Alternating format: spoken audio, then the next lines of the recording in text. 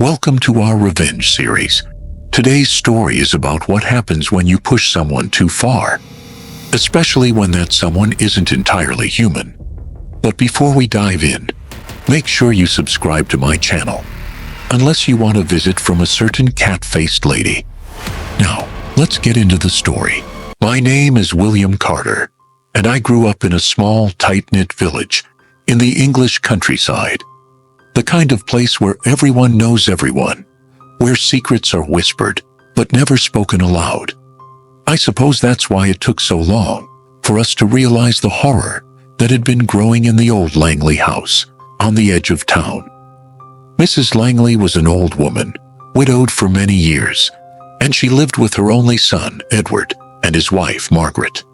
Edward was a good man, but his work often took him away from home, leaving Mrs. Langley alone with Margaret. The townsfolk would gossip, as they do, about how Margaret treated the old woman. You could hear the rumors if you lingered too long in the market, whispers about how Margaret would shout at Mrs. Langley, berating her for wetting herself, for being a burden. I remember seeing Mrs. Langley in the village sometimes, her frail figure hunched over as she walked with her old cat, a scruffy black thing that never left her side. She always seemed so small, so defeated, but she would smile at anyone who passed by, a sad, resigned sort of smile that never quite reached her eyes. I never thought much of it then, just another old woman in the twilight of her life. But looking back, I can see the signs, the cracks in her spirit that were slowly, cruelly widening. One cold winter night, as the winds howled through the narrow streets, Mrs. Langley took her own life. They found her hanging from a beam in her bedroom, the cat curled up beneath her, staring up at her lifeless body with those unnervingly bright green eyes. It was Edward who found her, home on one of his rare visits. He was devastated, of course, but the story doesn't end there. You see, the cat died that night too. They found it later, behind the firewood stack, poisoned by rat bait that had been scattered around the house.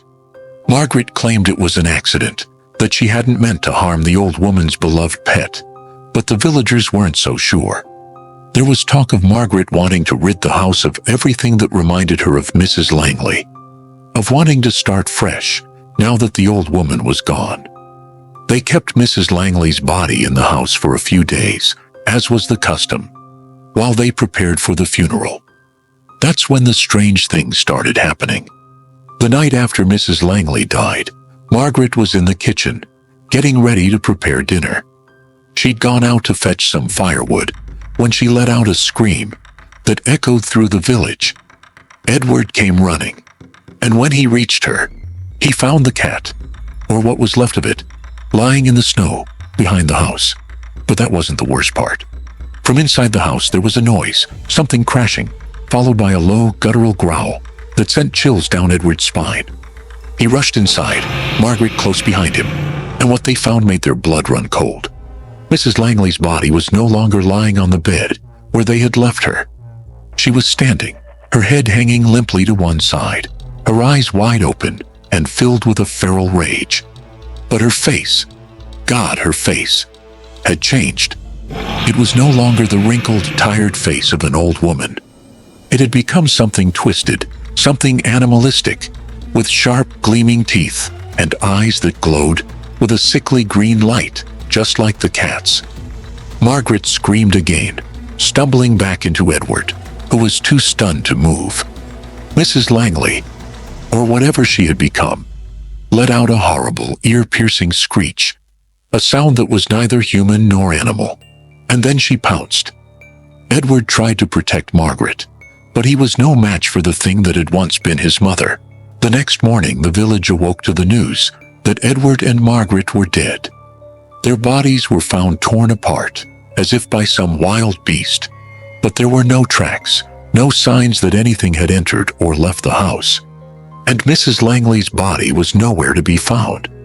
The authorities chalked it up to a tragic accident, a wild animal attack. But we all knew better. The village was buzzing with fear, and the whispers grew louder.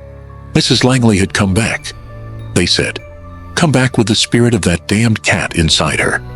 For weeks, the village was gripped by terror. People locked their doors and windows at night, and no one went out after dark. There were sightings. People claimed they saw a figure, hunched over, with glowing eyes, prowling the outskirts of the village, always just at the edge of the light. Chickens went missing, pets disappeared, and some said they heard that same terrible screech echoing through the night. But it wasn't just the animals. Children started to vanish. At first it was just one, a little girl who had been playing near the woods. Then another, and another. The village was in a panic, parents keeping their children close, fearing that they would be next. The village elders decided it was time to take action. They organized a group of men to patrol the village at night, to hunt down whatever was responsible for the disappearances. My father was among them. I remember the look on his face when he left that night, rifle in hand, determination in his eyes, tempered by fear. They searched the village from top to bottom, combed through the woods, but they found nothing. Then, one night, as the patrol was making its rounds, they heard it. The screech. It was coming from the old Langley house, which had been abandoned since Edward and Margaret's deaths. The men, my father among them, approached the house cautiously, their torches flickering in the cold wind. They pushed open the door, the hinges creaking loudly in the silence. Inside, the house was dark, the air thick with the stench of decay.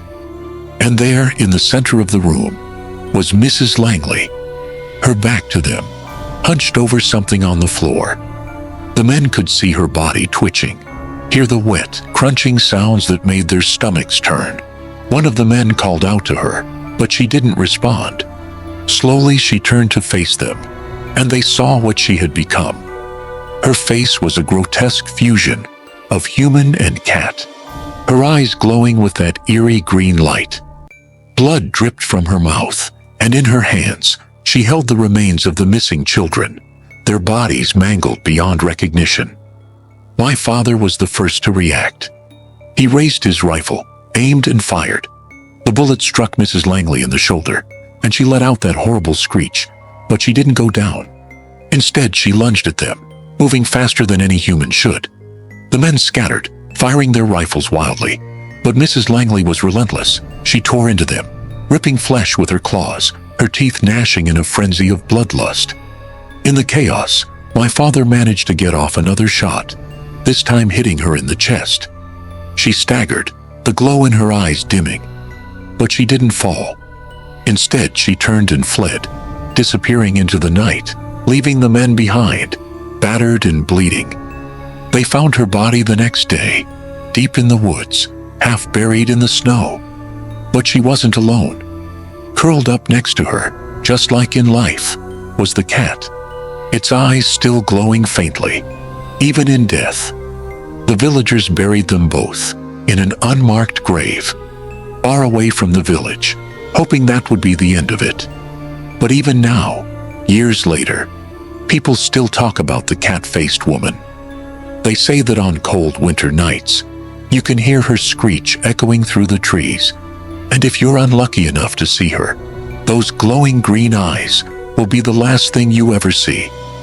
And so the old Langley house remains abandoned, a place where no one dares to go. The children, they say, can still be heard laughing in the woods, their voices carried on the wind, a reminder of the horrors that took place there. And the cat-faced woman, her spirit never at rest, continues to haunt the village, a curse that will never die.